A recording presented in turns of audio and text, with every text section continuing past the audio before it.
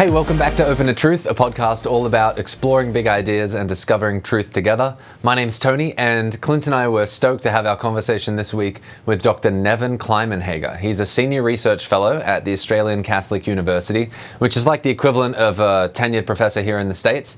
And his current area of focus is on the nature of probability and how probability should be used in our explanations and reasoning, including reasoning about God.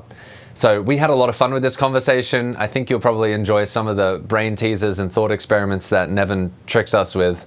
I certainly ended up feeling exposed for the dummy that I am, but we'll see how you guys fare. So if you like this kind of content, like and subscribe, let us know what you think, and join the conversation. Leave a comment either on this video or email us directly at opentotruth.com, opentotruthpodcast@gmail.com. We'd love to hear from you. Anyway, here's our conversation with Dr. Nevin Climenhaga. Well, welcome to the podcast, Nevin. Thank you, and thanks for inviting me to be on the show. Absolutely. And just for our audience, Nevin and I met at a conference a few years ago, and thanks, Tony. Yeah, we need them to hear you. I've been keeping an eye on his work, really interested in what he's doing. I found him to be a really thorough, careful thinker, and I wanted to get some clarity on the topic of probability. This is Nevin's specialty, and yeah, I guess in the season of the election and COVID, there are a ton of probabilistic terms being thrown around. Sure, yeah. Probably, likely, better chance. Yep. So here's a few statements that maybe you have heard before. It's more likely that Biden will be sworn into office. Or there's a 40% chance of rain tomorrow. Yeah. Or God probably exists. Maybe you haven't heard that too often recently, but that's one that you might have. I just want to know what we even mean by those words. Likely, chance, probability. Yeah. Nevin, can you sort us out? How should we think about these things? Yeah. So these are great questions. You're absolutely right that probabilistic language is ubiquitous in many contexts. And you're also right that it's often not immediately clear what people are saying when they make probabilistic assertions. So the first thing that I would note is that, as your example suggests, probably, likely, chance, etc. These are terms of ordinary language. So these aren't purely technical terms. And what that means is you can't just appeal to an authoritative textbook, say, that will tell you the definition of probability. I can't just go to Merriam-Webster? Okay. Yeah, right. You can go to Merriam-Webster or you can go to Wikipedia or something, and you'll see, definitions there. But usually they're not helpful ones. They define probability in terms of likeliness, or chance in terms of probability. So there's this circle if you look at those kinds of sources. But I'm thinking, so when I say you can't go to a textbook, I'm thinking more of a math or a statistics textbook or something. Because if you go to those places, you will find stipulative definitions or purely formal definitions that people in those fields will use. But it's going to be an open question how well those map onto our pre-theoretic use of the term probability and associated terms. And there has been, and so I don't want to say that formal work on probability is unimportant, because there's been huge advances in the mathematics of probability in the last century. But these mathematical advancements don't on their own answer the philosophical question of what probabilities are. What exactly our probabilistic language picks out that the math is supposed to formalize. Right. What are a couple of the big time views on the matter that most people would adhere to? Yeah, so there are a number of different philosophical theories then about the nature of probability. These are sometimes called interpretations of probability. And I'll give you my own view, and then maybe if you like, we can talk about some rival views and why I think they don't work. Sure. My own view, and just to flag that this is controversial. I'm not the only person who suggested this, but it's a minority view, I would say, in the philosophy of probability. Oh, wow. But my view is what I would call a degree of support interpretation of probability. And the first key idea here is that all probabilities are conditional. So the probability of A given B. The degree of support interpretation says that the probability of A given B is the degree to which B supports A. Okay. some probability statements. So let me just give an example. Yeah. So some probability statements are explicitly conditional. So I might say the probability that I draw a black ball out of an urn, given that it has 1 black and 2 white balls, is 1/3. Right. Given that little piece of knowledge about what's in the urn, then you have a certain confidence in your probabilistic assertion. I have a 1/3 chance of drawing the black ball. Yeah. Yeah, so I wouldn't put it at this point in terms of confidence. That's a little bit downstream. I think this is going to impact. No, not at all. No, I mean, what you're doing is you're trying to read into it a different interpretation, which is slightly different. Yeah, no worries. I mean, I know you have a background in philosophy, Clint, so you will have heard some of the language that people will use to talk about probabilities, which my own view I think is not quite right. I think is misleading. Great. So the way that I understand a statement like that is that we're saying, here's the degree to which this one proposition, that this urn has 1 black ball and 2 white balls, here's the degree to which it supports this other proposition, that I draw a black ball out of the urn. So I think what this statement means is that this first proposition supports the second proposition to degree 1/3. When I say the probability that I draw a black ball, given this composition, is 1/3. So if you like, you can think of this as like a simple argument where you have a premise and a conclusion, and we're asking, to what degree does the premise support the conclusion? Yeah. Okay. But you're saying that's different. To me, Clint's use of the word confidence is one I would be tempted to use as well. Why was that not an acceptable? Well, so I think that's downstream from this. So I think that instead of this being identical to how confident you are, I think what this does is tell you how confident you should be. Wow. So the idea is, if the probability that I draw a black ball, given that the urn has this content, is 1/3, then if all I know is that the urn has these contents, then I should be confident to degree 1/3 that I draw a black ball. Okay. But it's not identical to your degree of belief. It rationally constrains it. That's the idea. Yes, sure. Okay. Yeah. So what about I guess probabilistic statements that aren't conditional, like some of the ones we rattled off earlier? What's going on there? Yeah. So on the face of it, the statements that you made were all unconditional. So your examples were, it's likely that Biden will be sworn into office, there's a 40% chance of rain tomorrow, and God probably exists. So at first, these look like they're unconditional. But on closer inspection, I would say that you're not saying that these things have these probabilities unconditionally. Right. So take the last example. It's not like it's indeterminate whether or not God exists, or that it's like uncertain from the point of view of the universe or something. Either there is a God or there isn't. Or not. Yeah, exactly. Right. Yeah. Instead, what you're saying is that relative to your evidence, it's probable that God exists. So it's that the conditions just haven't been made explicit in that case. Exactly. Yeah. So there's some implicit background. So in that example, I think it's probably your evidence. And so what you're saying is that your evidence supports theism over atheism. Right. In some other cases, go ahead. Sorry. Well, I was just going to say, some other cases might be harder than that. So I think it is going to be a tricky matter to clarify exactly what the implicit background conditions are in some examples. So take the statement that there's a 40% chance of rain tomorrow. That might not just be a claim about my evidence.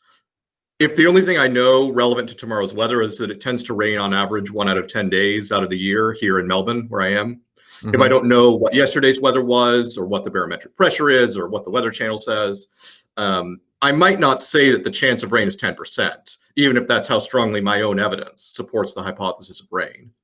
What I might say instead is that I don't know what the chance of rain is.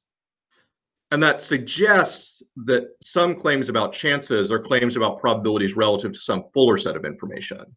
Something like a complete physical description of like the weather conditions, something like that. Yeah, go ahead. Yeah, well, so what I was going to ask is, how then can you ever be justified in making a probabilistic claim, given, take the weather, for example, there are so many things that could play into whether or not it actually rains tomorrow, that from our like epistemic position, how can we ever reach a point where we go, yep, I can slap a probability on that?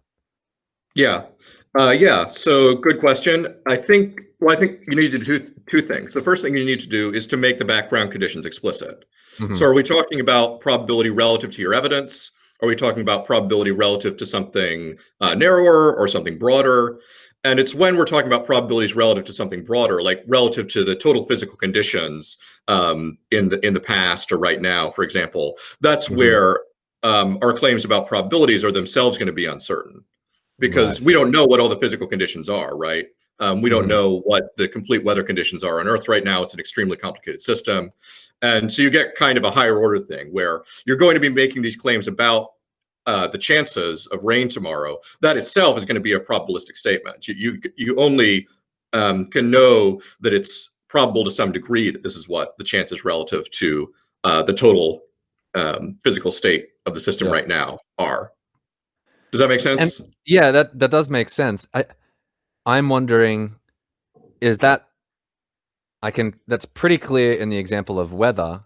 I'm wondering, are there any situations where you feel like you have all the information? I feel like every situation in life there's some degree of unknown, and so do we just live with this? Do you just mean, are you admitting that you lack omniscience? Yeah, I guess that's what it is.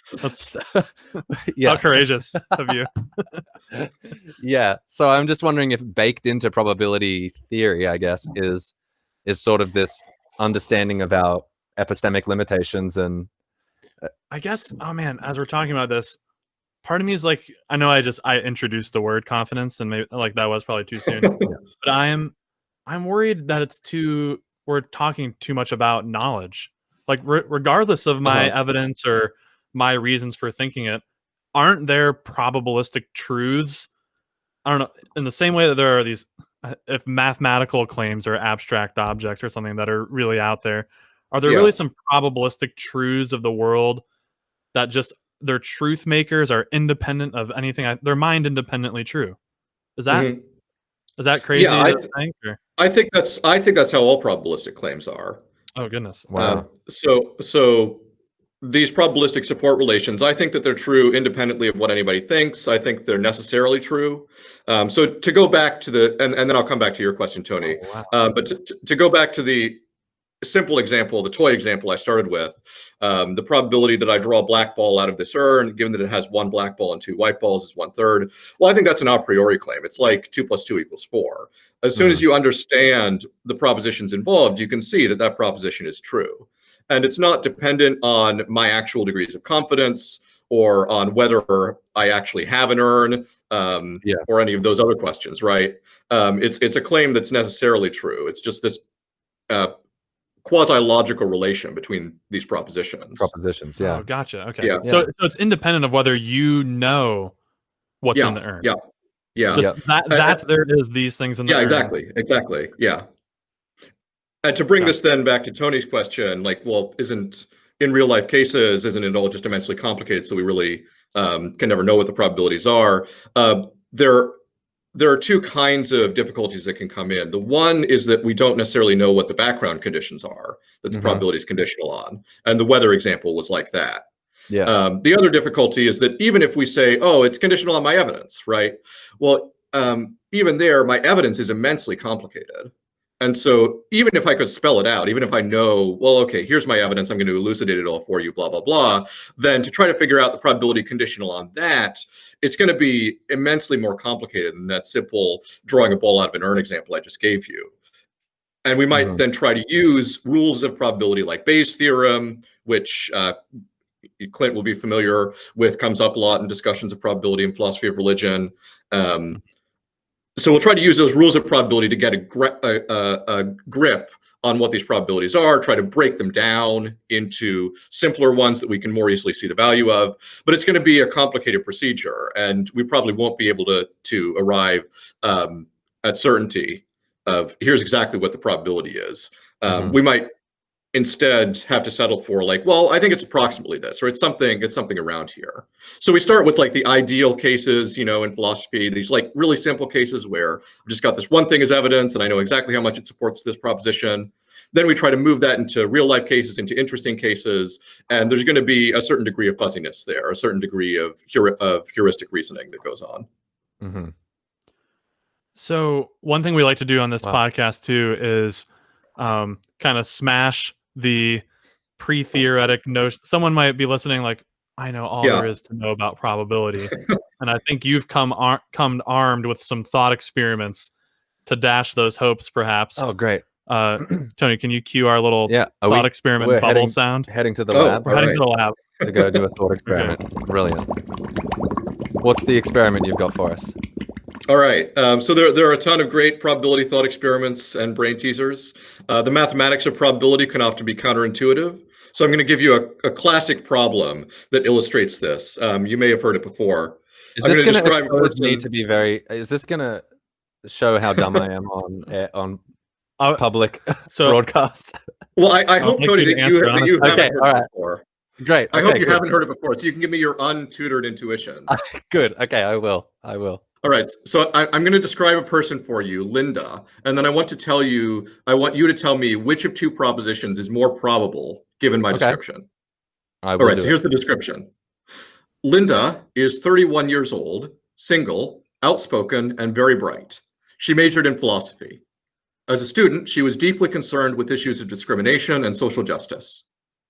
All right. Now, given this description, which of these two statements is more probable? Number one, Linda is a bank teller. Number two, Linda is a bank teller and a feminist. All right, so what do you think? Yeah, she's a feminist, 100%. 100% so you think statement number two is more probable? I do. Yes, that's what my gut says. My gut says, listen, if she's into social justice, she's probably a feminist as well. I don't know about the bank teller thing. I don't know anything about her ability to count money or whatnot. But if she's, you said she was college educated, right, or something? Yeah. So let me read the two. Let me read the two statements again, and I'm going to prod you a little bit here. So, number one, Linda is a bank teller. Number two, Linda is a bank teller and a feminist. Oh, okay, yeah, I see what you mean. What do you? Yeah. Well, you've added another hoop that she needs to jump through. Yeah. So that makes it more likely that she would be one of those things than both of those things, right? Yeah. Now you're getting it, I think. Okay. All right. But my intuition, I see the trap.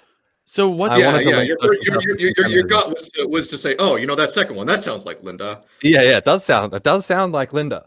Let's be real. Right. Classic Linda. That's good. Okay. So this case goes back to a psychology experiment in the early 80s by Daniel Kahneman and Amos Tversky. And what they found is that most people had the same reaction you did. They rated the second statement as more probable than the first. But as I think you saw then when I read the statements again, that's actually impossible because the probability of a conjunction, A and B, can't be higher than the probability of one of its conjuncts, A. Yeah, right. Yep. What's the fallacy in reasoning going on there? Is it do you think people are just looking for a connection? They see the word feminist and it linked to the description you gave, or is it like maybe they think it's a disjunction, like a bank teller or a feminist? Because that would be totally different. Then you'd pick B. Right. Yeah, so this is called the conjunction fallacy, and the reasons why people commit the conjunction fallacy are disputed. So it's a matter of controversy, exactly what's going on when people make this mistake. And there have been a lot of replications and variations on this in which psychologists try to tease out, well, if we change things slightly, will people still make the error? And there are some things that help people reason better. For example, if you state the if you give the statements in forms of frequencies, or you ask about frequencies rather than probabilities, people do better. So if you say, here, so what I mean is, like, say that we've got a bunch of people who meet this description, like 100 people who meet this description, and you ask what frequency of them are bank tellers and what frequency of them are bank tellers and feminists. Yes, then people more easily see, oh, well, the first one has to be bigger than the second, right? Like if you got all these people together in a room and you counted up how many are bank tellers, and then you counted up how many of those are feminists, well, obviously the second number is going to be smaller than the first. Yes, I guess the way I was sort of thinking through building that world in my head where I'm on the hunt for Linda was I was kind of imagining walking into a bank and there's a bunch of bank tellers and one of them's a feminist. That's probably Linda, you know? Right. I had just sort of granted that there's bank tellers among the crowd here, and one of them's a feminist. I reckon that's Linda. Yeah. So you picked out the second statement as more representative of Linda in some sense. Yeah. So some psychologists talk about this as what's going on in the reasoning. Like you see the one statement as more representative. Yeah. So Nevin, are there how could this map onto the real world? Do people make this kind of conjunction fallacy for pieces of reasoning, I guess, that actually matter? I mean, people aren't walking around thinking about Linda on a Linda hunt. I guess some are thinking about feminism, but there are other topics in politics and in the world that people are thinking about. Do people make this mistake like rampantly? How could this get us in trouble? I think so.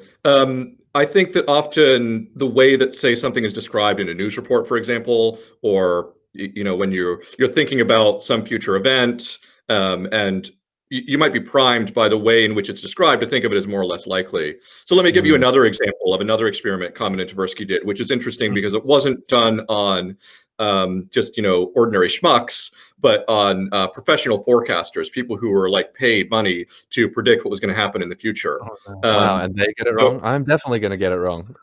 Yeah. So they well, this one you need two groups of people, so you'll see what's going on when I describe it. But what they did was they gave they had, let's say they had 100 people, 100 forecasters, and they gave 50 of them statement one. Statement one says, sometime in 1983, there will be a complete suspension of diplomatic relations between the USA and the Soviet Union. And then the other group, they gave statement two, sometime in 1983, there will be a Russian invasion of Poland and a complete suspension of diplomatic relations between the USA and the Soviet Union. And what they found is that group two, that was given the second statement, rated it as more probable than group one did, that was given the first statement in aggregate. Now, is there something going on there about, as you were talking about givens before, given that Russia has invaded Poland, it does seem more likely that things are going crazy with Russia. And and so in a lot of these cases, what might be going on is that people are kind of confusing different probabilities.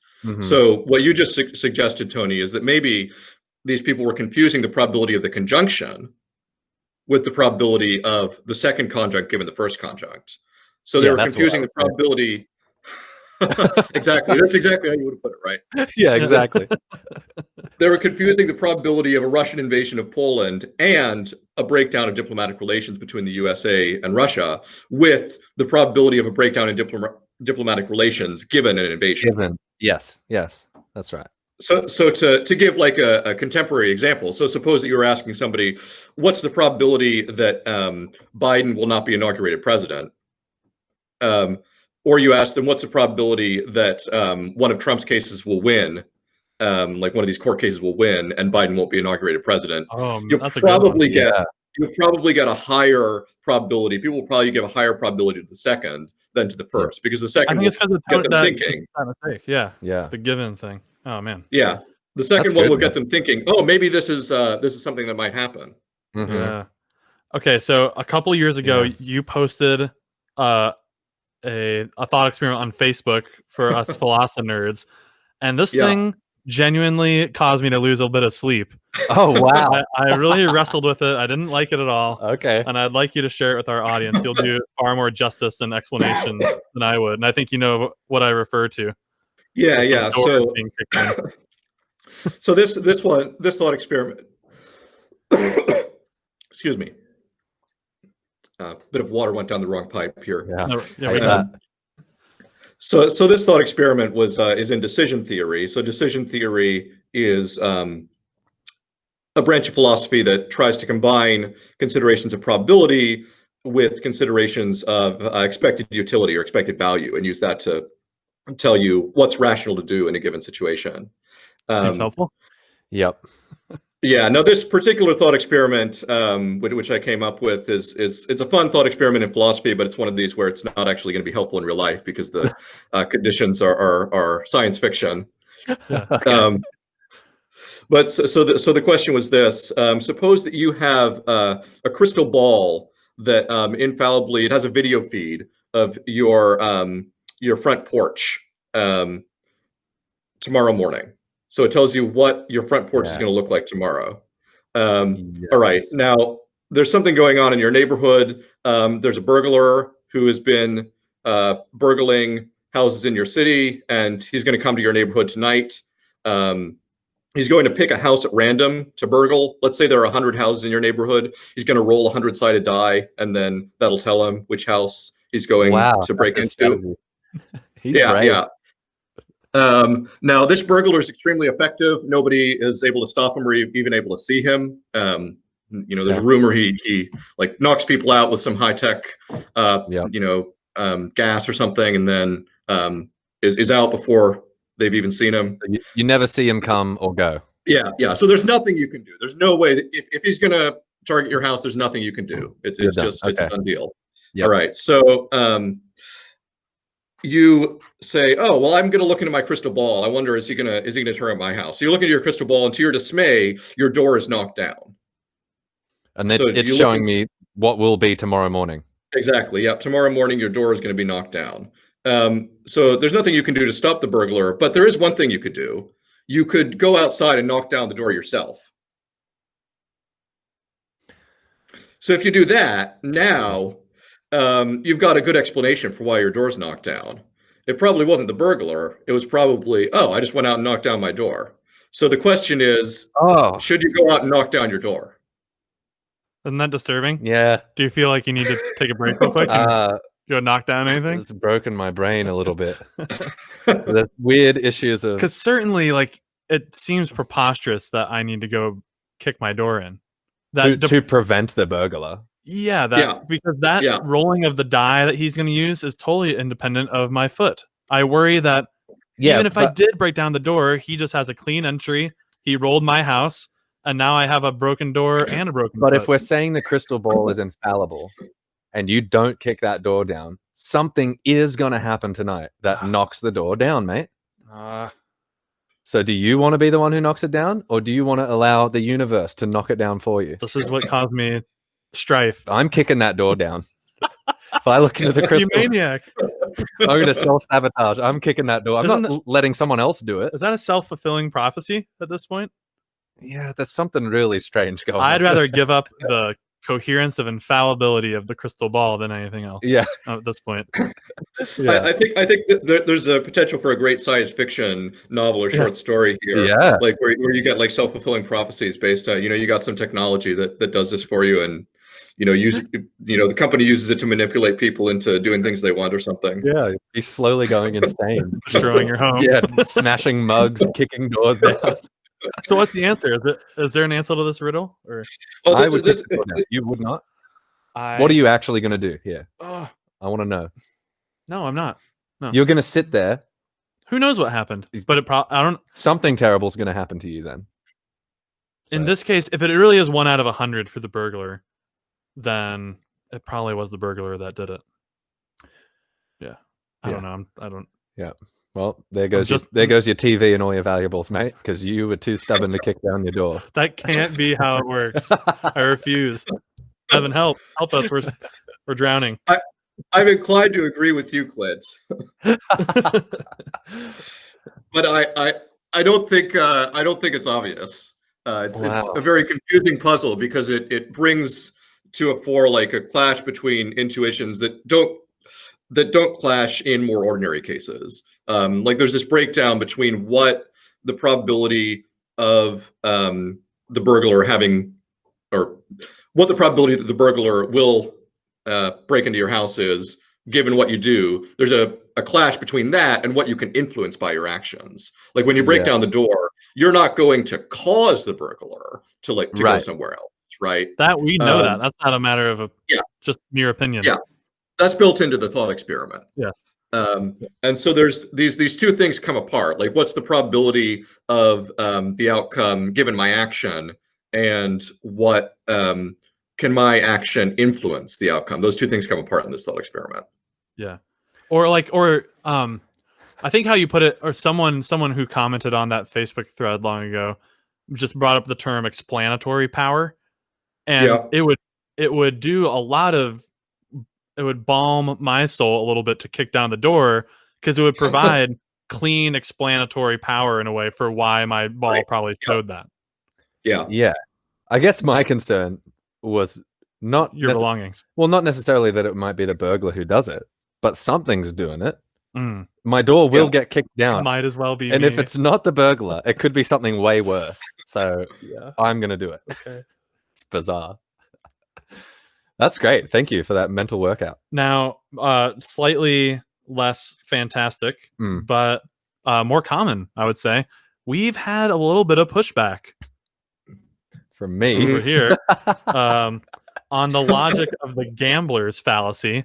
And we also have a group of friends. Sometimes we have a campfire in my backyard.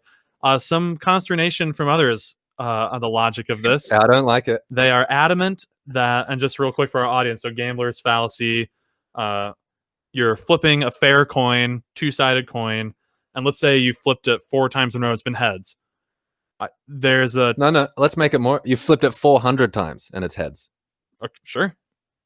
4,000. The question is, what's the probability that it will be heads or tails the next time? And some people have this intuition that, oh, it's got to be tails. Like, tails is coming up. Well, in that case, I do get skeptical the more times. The more instances of heads. So even after all we've talked about this, you're getting worried. I do get worried. Like, what if I said the word 4,000? Yeah, because right. 4,000 heads. In the real world, though, this is my thing. In the real world, if you're in a casino you would think this is a loaded coin and it's gonna come up heads again. If it's been 500,000 times of heads, that's a high number. Are you gonna bet on heads? Because if you don't, I'm gonna make out like a bandit. I might, but I would be equally justified in betting on tails. No, I'd call you a fool. So I think I'd go to sleep on my pile of money. I think what your discussion is bringing out is this this conflict between what could be true in an idealized thought experiment and then how to translate that into real life. Yes, right. So I think in terms of the logic of the gambler's fallacy, I think you've described it just fine, Clint.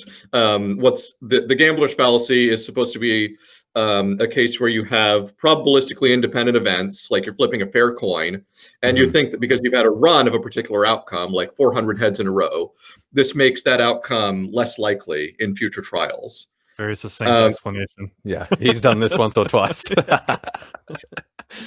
So sometimes, and you also then, in your conversation, you switch to moving the other way, saying, well, maybe heads is more likely. So sometimes people also use the gambler's fallacy to describe the opposite error, thinking that after a run of heads, it's more likely the next flip will land heads as well. Sometimes that's also called the hot hand fallacy. The example here being a basketball player who's just made a couple successful shots is more likely to make his next shot. But that does seem true to me. No, it's pretty shown you're on. Because like sometimes this is controversial again. Whether this is whether there really are hot hands in basketball. I think it's still Nevin? Help me remember. I read a book where they said that it was some author said it had been shown wrong. Well, okay. No. Was it Daniel Kahneman's book? Might have been. Blink, is that what it's called? Here's my personal example with hot hands. We went to Top Golf recently. Okay. And it's just a driving range. And I'm not good at golf. Haven't really played it. And after a little bit, I hit one right up to the back. And I thought, you beauty. I've figured out the muscle memory. Just repeat that. And I did 4 more in a row, right to the back. Yeah, but you increased in your skill level in that session. But then I went downhill. All of them after that were no good. Okay. But I had a hot streak where I just was trying to replicate the exact movement each time. Just do it like that again. Remember how that felt. Do it like that again. And it worked. Is that a hot hand? Nevin, is it? It's just defaulting to Nevin. So I have personally tried to take advantage of this gambling. I guess I haven't seen it as a fallacy, but when I've been in a casino, so I'm with you that the difference between the idealistic thought experiment and a coin in real life, that you start to suspect foul play if it comes up heads 4,000 times. But when I've been to like a blackjack machine, which I get they could rig machines, but the computer does seem like it's capable a little bit more of genuine 50-50 chances. and I will double or nothing. Black. Feels like a red. Red this time. And I've gotten some pretty hot streaks doing that. You're saying that's dumb luck. Absolutely luck. Well, there's no strategy to like, it's been black 3 times. It's probably going to be red. It just really seems like you've probably hurt Nevin with the use of the word luck, for being honest. Yeah. Yeah. I bet luck doesn't come up. Say again. I think it's most likely luck. Most likely luck. Yeah. Given what I know of casinos and how these things work, I mean, it's always possible, right? Like it's the probability is not 0 that it's not truly random, but it's very probable that it's random. And also, your instincts as to how unlikely a particular run is given chance are probably you probably are underestimating how likely that is given chance. Yes, and you know what, as well, I think I tend to remember the hot streaks more than I remember the many times I have failed in that. That's absolutely right. That's another thing that we can also fall into in our thinking. Yeah. What is it? Is that confirmation bias? It's no, it's not confirmation bias. I want to say selective memory. That's not the right term, but yeah, it's a certain kind of bias where you remember instances that are striking in some way. So those might be instances where, like, if you've got this hypothesis that the hot hand, or that this reasoning works, where you bet on 3, but black has come up 3 times, and then red's more likely, or black's more likely, whichever one it is, and then you remember instances in which that has been successful. Yes, right. Can I ask? I think you're the man I should be asking, as a philosopher of probability. Can we know, is anything truly random? Is there such a thing as a truly random event? So, for example, I've used random number generators online when I'm trying to just decide something quickly, or like it's rolling a dice online. But even those have been seeded, I think, in the algorithm from the date of the computer, or the exact time that it happens to be, you know? So is there any such thing as a truly random number generator? Can you speak to that a little bit? So you're right that random number generators are not truly random. Whether there are any truly random events in nature is, I would say, an empirical question, which we don't know the answer to. Okay. And so there are certain interpretations of quantum mechanics will imply that there are truly indeterministic events in nature. And the way I would understand this on my conception of probability is that the total state of the system prior to the event does not entail either the outcome, or the outcome A, or outcome not A. Is that just to reject determinism? Yeah, that's right. Yeah. So if there are genuinely random events in nature, in the sense that the total state of the system doesn't entail the outcome one way or the other, and that's the case, just in case there's indeterminism in nature. Right. And sorry, where do you fall on that? I don't feel like I have enough information to know. Okay. Fair enough. I mean, I guess the quantum mechanical phenomena do provide some evidence that there's true randomness in nature. So it's more likely now than it was, say, in 1900, relative to the scientific knowledge then. Now, when you say it's more likely now, do you mean we can have greater confidence in thinking that's the case? Yeah. So I'm speaking loosely here. You're correct. All right. Voicing my own petard here. What I should say is that relative to the evidence that was available in 1900, it was less probable. Right. Or it is less probable relative to that evidence than it is relative to our evidence now that there's true chance in nature, true randomness. Got it. Yeah. So I'd love to shift into this, maybe a more like philosophy of religion context where probability comes up. A lot of our listeners are people in our congregation, and folks that are generally theist, although we have some agnostics, atheists that listen in. And I just wonder, it seems like there are statements made quite a bit about probability and God. Like we opened the show with the statement God probably exists.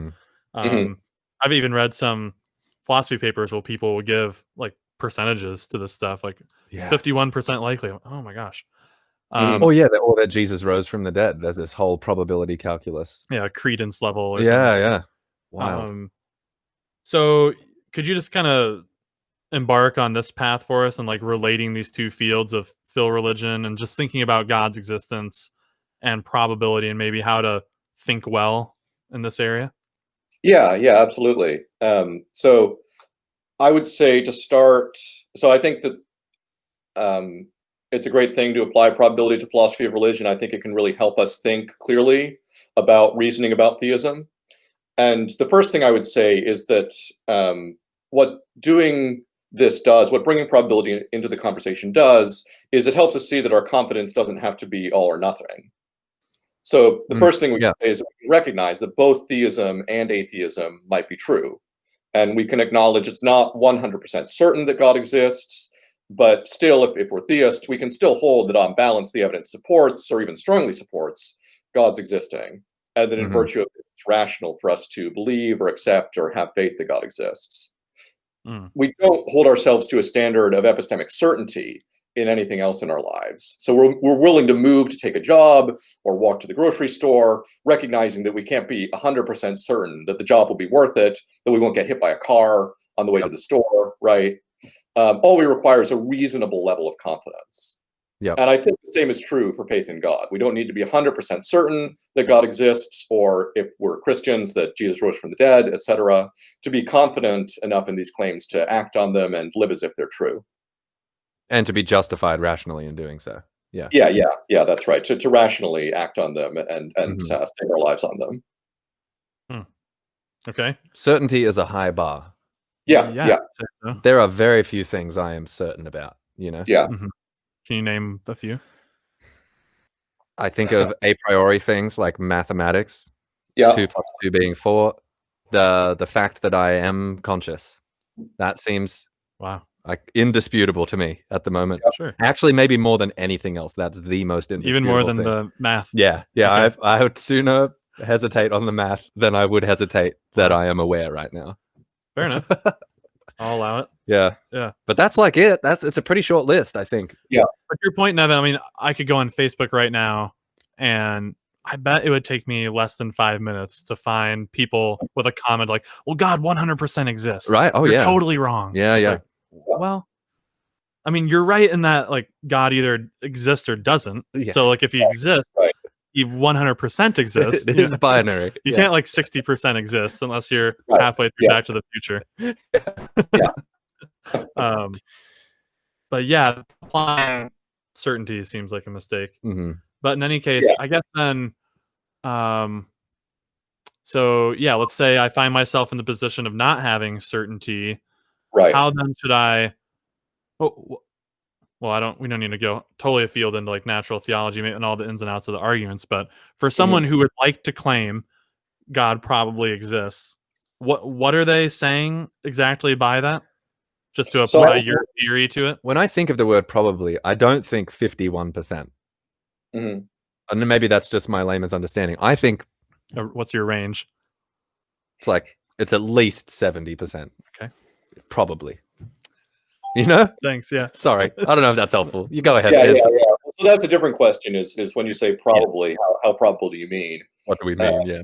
Yeah. And I think that this is, again, a separate issue, which is an independent question of the interpretation of probability. I would understand God probably exists as saying that the probability is above 50%, but it might be that in certain contexts that even though like literally what you've said is compatible with the probability being 51%, it might be that pragmatically it implies that it's much higher. Yes, right. Say, oh yeah, God probably exists. Then it sounds like you're communicating, even if like the literal content of your statement is compatible with 51%. What you're communicating is that it's quite a bit higher. So bloody articulate, mate. Thank you. Thank you for saying it that way. Right. But yeah, to come back to your question, Clint, of what that means, that God probably exists. The way I would understand it is that the probability that God exists, given my evidence, is high, that it's above 50%, or that it's above some threshold. And so, okay, I guess that is helpful then. Well, maybe let's circle back to other rival views of probability that yours is in disagreement with, and maybe because that may crop up in how people are thinking about this about God too. If people are carrying over their other thoughts about probability. Before I read, I was a little bit influenced by your notes that you sent over before the show. But before reading that, if I were to try to think like a rival view of probability, I was trying to tell Tony something about like counterfactuals creeps into my mind. In that, so let's say the 40% chance of rain tomorrow. I probably would have, before listening to you here, I would have been tempted to articulate that, the meaning of that, as saying, well, if we were to be able to run some simulations of tomorrow, let's say 10 of them, it would rain in 4. Something like that, like some kind of counterfactual about the future or something. Right. Yeah. Yeah. So is the that theory, used, or would I be totally on an island there? You're definitely articulating one kind of a rival view. So you're articulating a version of frequentism, which identifies probabilities with relative frequencies in some class.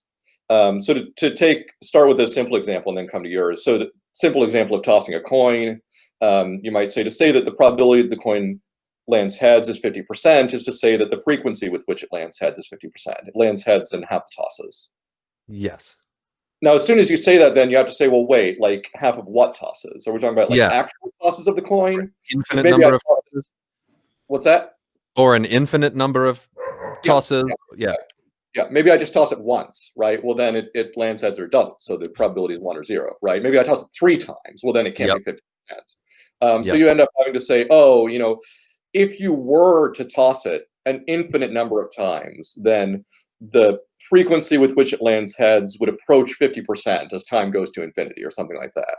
But then as I went to, so I said that exact thing before we hopped on the air, I was telling that to Tony, but then I caught myself and I thought, well, how could I ever know such a thing? Without tossing it an infinite number of times. What would be my evidence for thinking that after an infinite amount of tosses, or potentially infinite, that it would asymptotically approach 50% or something? I don't know. Right, Is that the problem you see with frequentism?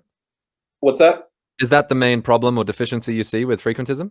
There are many problems with frequentism. Okay. So in the rain case, again, I think you'd have to go to infinity to ensure that the proportion is 40%, because it could be that just by chance it's not 40%, even if that really is the chance of rain. And once you do that, then so there's going to be questions about knowledge, like how could you know this? And those questions arise on other interpretations too. I think the first question I would ask is, why does the frequency approach 40%? Or in the coin tossing case, why is it that it comes up heads 50% of the time? Is that just a brute fact about the world?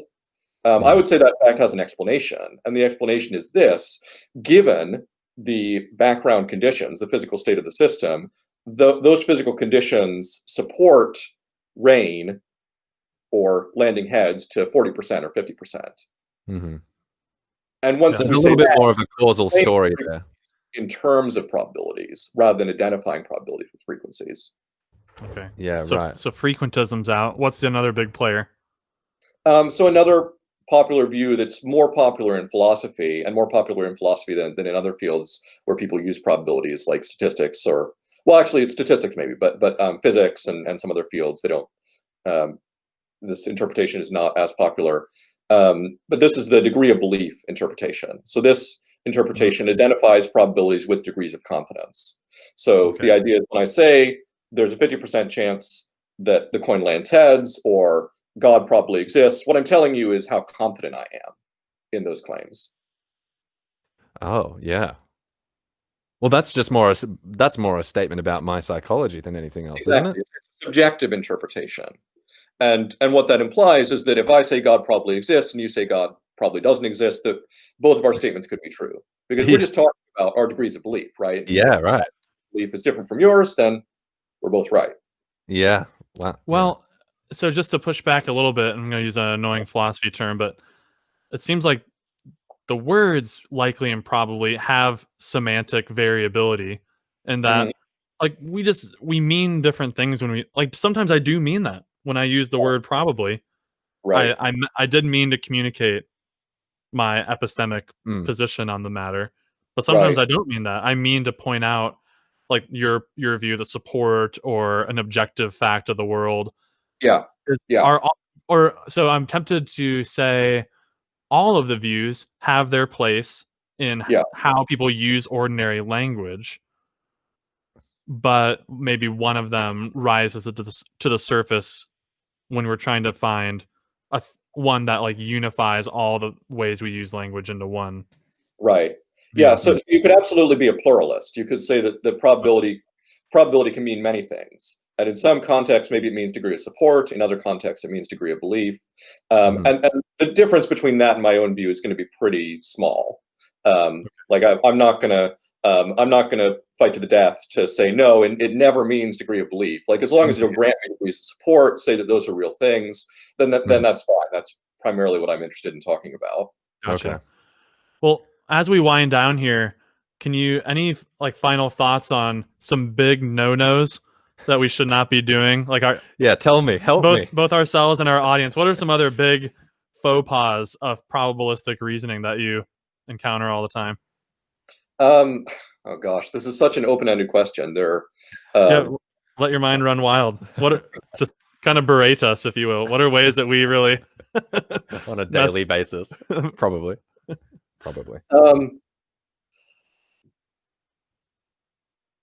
So let me just stick with philosophy of religion and Sure. maybe try to come up with a couple examples here. So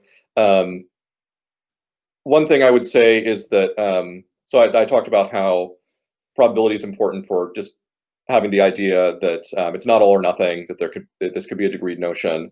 Another thing I would say is that it's important to look at all of the evidence, that when you're thinking how probable something is, you don't want to just get fixated on one specific thing, but you want to ask, how does all of the evidence interact in supporting this hypothesis to some degree? So one thing that can happen in debates in philosophy of religion, and you see this too in popular debates about science, say there's this one piece of evidence or this one study, and people say, oh, this establishes this result. So the problem of evil shows that theism is irrational, or fine-tuning shows that God almost certainly exists. Even if individual pieces of evidence are quite strong in their own, you have to think about how they interact. You have to think about when you take them together, then what do they support?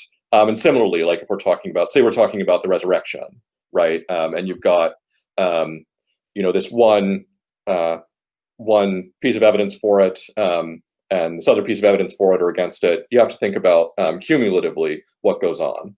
And that's not always going to be a straightforward matter. Like it might be that two things kind of cancel each other out.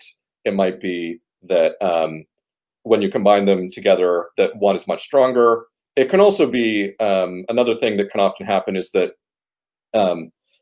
you have multiple pieces of evidence for a hypothesis. On their own, they're not that strong, but cumulatively, they can be extremely strong. And the mathematics of probability, when you work it out, you find that this can be the case. So it might be that, again, say you've got something like in an argument for the resurrection, maybe there's one piece of evidence, like the empty tomb, that a skeptic could come up with a hypothesis that explains it without accepting the resurrection. And then there's another piece of evidence, like the disciples being willing to go to their death to testify to this fact. And there's another hypothesis that could explain that.